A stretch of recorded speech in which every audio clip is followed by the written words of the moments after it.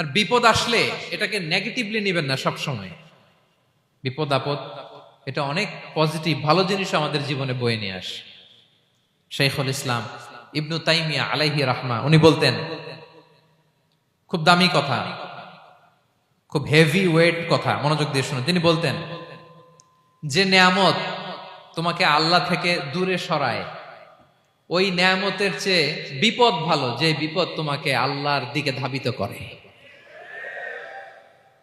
I repeat, আমি আবারও বলি, যে নাজ নেয়ামত তোমাকে আল্লাহ থেকে দূরে সরিয়ে দেয়, সে নাজ নেয়ামতের চেয়ে ওই বিপদ আপদ ভালো, যে বিপদ আপদ তোমাকে আল্লাহর কাছে টেনে দেয়।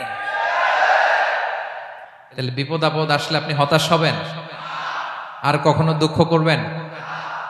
মোয়ারের ভাইয়েরা, আর মন খারাপ করবেন?